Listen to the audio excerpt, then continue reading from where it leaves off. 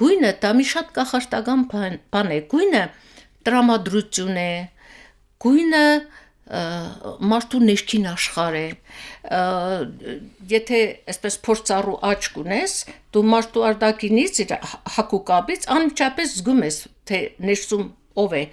երբեմն որ ասում են, թե այս մարդուն այս հագուստը չի սազում, դա նրանից է, որ իր ներքին էությունից չի գալիս, երբ կարդում ես Թետչերի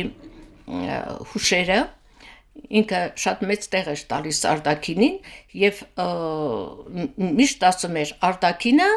դա մարդու ներքին աշխարհի արտահայտությունն է եւ ես գտնում եմ որ դա ճիշտ է եւ երբեմն երբ կողքից լսում եմ որ նայքլը այս մգշճանն էս ինչ գույներ է հագնում այդ տարիքին բայց տարիքը ընդհանրապես կապ չունի գիտեք տարիքը կարող է իմ մարմինը ինչ որտեղ տարիքի հուշել տա ոտքս ցավի թևս ցավի բայց ցավը նա է որ մարմինդ կարող է ընդունի տարիքը բայց սիրտը թոքից չի ընդունում եւ այս երկու հակամարտությունները միշտ կան իրար հետ իսկ ես աշխատում եմ երկուսին հաշտեցնել որովհետև ես իրավունք էլ չունեմ այդպեսին չլինելու, ես դա միդումնավոր չեմ անում, դա իմ ներքին պահանջն է, որովհետև այդքան երեխաներ, այդքան երիտասարդներ ինձ են նայում եւ ես կարծում եմ շատերի համար օրինակ եմ եւ օրինակ նաեւ իմ հասակագիցների համար, որովհետև տարիք ունենալ չի նշանակում սևերի մեջ մնալ կամ գույները մոռանալ։ Ասում են, չէ, իմ տարիքում էլ ինչ վարգույներ հագնեմ, ինչու այդ ձևը հագնեմ, իմ տարիքում Գիտեք ինչ, ամեն ինչ չափ ունի։ Ես էլ կարող է ձևեր կա, որ չհագնեմ, որովհետև իմ տարիքը ինձ թույլ չի տա եւ նաեւ գիտեք, այստեղ միայն տարիքը չէ, քո սոցիալական դիրքն էլ պիտի հաշվի առնես, ով ես դու այս հասարակության մեջ։ Եթե ես օրինակ եմ իմ աշակերտների, ուսանողների, երիտասարդ աշխատակիցների համար, ես չեմ կարող այնպեսի ճչացող բան անել, որ այսպես իմ կերպարին հարմար չլինի։ Յուրաքանչյուր մարդ իր կերպարով է հանդես գալիս եւ երբ որ կերպարից դուրս են գալիս, երբ որ անում են չափից այն կողմ, դա արդեն չի նայվում։ Տեսեք, մարդուն ասում են շատ ճաշակավոր է, իմ հարցերին էլ են ասում, ինչ է նշանակում ճաշակ։ Ճաշակը դա չափի զգացողություն է։ Գույնի զգացողությունն է։ Տեսեք, այդ չափի զգացողության մեջ մտնում է եւ գույնի զգացողությունը, եւ խոսելը եւ արտահայտվելը եւ շարժու ձևը եւ նաեւ սեղանի մոտ իրեն կարողանալ այդ բոլորը մտնում է ճաշակի մեջ եթե մարդ անճաշակ է ինքը եւ իր արտաքինով բոլոր ամեն ինչը անճաշակ կլինի եւ շարժու ձևը եւ մարդկանց հետ հարաբերությունները այնպես որ այդ ճաշակը նաեւ պիտի ասեմ որ ճաշակը դա ներքին զգացողություն է դա չես սովորեցնի Մենք աշխատում ենք երեխաներին ճաշակավոր մարդ դարձնել, որպեսզի ասենք կարողանա երաժշտություն լսել։ Դրա համար մեր կենտրոնում, երբ երեխաները աշխատում են, անպայման երաժշտություն է միացրած, մի օր դասական այսինչ գործն է միացրած, մի օր ժողովրդական այսինչ բաներ, տարբեր մի օր հանգիստ ջազ ենք միացնում, որ երեխան ոչ թե նստում լսում է, ինքը աշխատում է իր ենթագիտակցության մեջ, այդ երաժշտությունը տպվում է եւ ինքը անկախ իր կամքից կարողանում է երաժշտություն լսել։ Օրինակ այն երաժշտությունը, որը լսելի չէ, մենք չենք միացնում, այդպես երաժշտություն չկա մեր մոտ։ Կրթություն, արվեստի, գեղագիտության պիտի լինի սկսած 3 տարեկանից, չնայած մենք բոլորս էլ հիմա արդեն գիտենք, որ երեխայի կրթությունը սկսվում է դեռ չծնված ժամանակվանից։ Ուրեմն մանկապարտեզներ էի շրջում, գնում էի մանկապարտեզներ, հետո նույնիսկ ժողկրթբաժնի մեթոդիստ ինձ ձևակերպեցին կերպարվեստի շրջումը եւ ինձ համար այսպես նպատակ դրեցի, որպեսզի ես ստեղծեմ գեղագիտական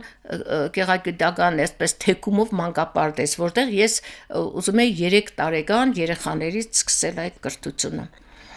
Երևի իմ բախտը բերեց այդ հարցում, որովհետև այդ տարիներին մեր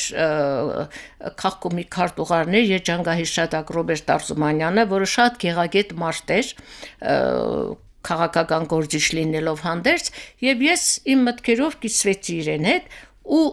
էլի նաեւ իմ այսպես բախտը բերեց, որ այդ պահին հանդիպեցի էլի երջանկահիշատակ Հենրիկ Գիգիթյանի հետ։ Եվ երբ որ երեքից մտադրությունները կարծես թե համընկավ,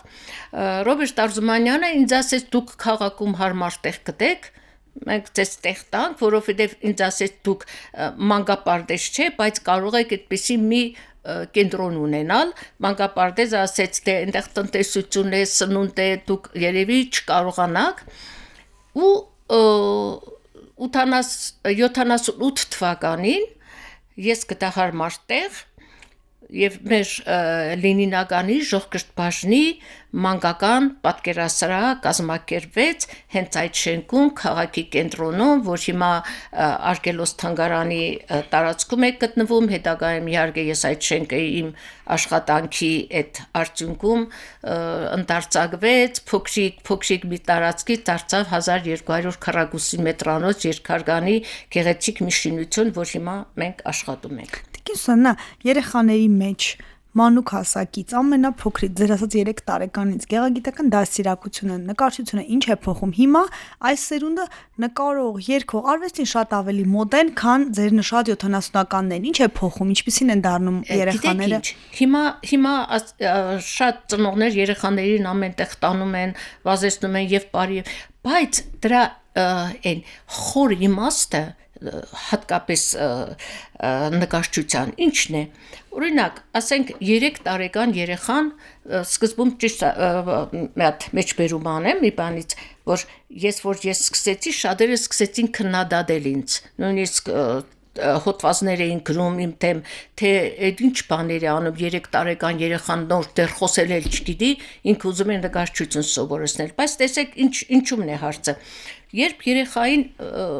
ուզում ես նկարչությունը դա դեռ այդ նկարչությունը չէ, սա առաջին քայլերը որ անում ես, օրինակ, ասենք երկրաչափական առարկաներ տարբեր գույների կտրատում ես, չէ, թղթերով, ասում ես սա շրջան է, այս շրջանը ինչ գույն է, երեխան ուրեմն սովորում է եւ երկրաչափական ձևերն է սովորում, եւ գույներն է սովորում, եւ հաշիվն է սովորում, եւ դրա հետ զուգահեռ լեզուն խոսել է սովորում։ Եվ հետո կամած մեր նպատակը ինչն է, օրինակ գեղագիտական կենտրոնների նպատակը, մենք չենք պատրաստում պրոֆեսիոնալ նկարիչներ, երգիչներ, մենք ընդհանուր գեղագիտական կրթություն ենք տալիս, այսինքն ինչ է գեղագիտությունը, գիտություն է գեղեցկության մասին, երեխային մտցնում են գեղեցկի աշխարհ, այդ երեխան քայլում է այդ գեղեցկի աշխարհով, ձեռքը բռնած դու տանում ես, զուգահեռ նա երաժշտություն է լսում, ներկայացումներ է նայում, պարում է, երգում է, նկարում է եւ երեխայի մեջ ձևավորվում է գեղեցիկը ընկալելու, գեղեցիկը գնահատելու հատկություն, դա այն է, երբ մարդ եթե որևէ բանի գեղեցկությունը զգում է, օրինակ ասենք ճարտարապետական կոթողի գեղեցկությունը զգում է, հասկանում է, որ դա գեղեցիկ է, նա երբեք այդ պատի վրա չի խզմզի,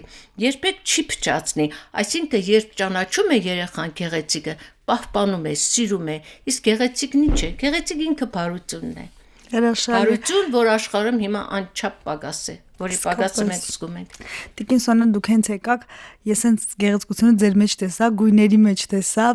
գեղեցիկը դուք ձեր արթուզարդին, արդյոք ժամանակ հատկացնում եք, որ այդպես գեղեցիկ լինեք, տարածող լինեք, կրող լինեք եւ տարածողը։ Չասեք, որ այդպես չէ, ես արդեն մեր բար գույները շատ հավանեցի։ Չեմ ասի, ինչի համար, որովհետեւ իմ արտակինը իմ ներկապնակն է, ոնց որ իմ գույներն են, իմ նկարչության, իմ արտակին իմ ներկապնակն է, երբ ես իմ զգեստապահրանը բացում եմ, իմ հագուստների մեջ շատ ձևեր չկան, ձևերը նույնն են, միայն գույն են,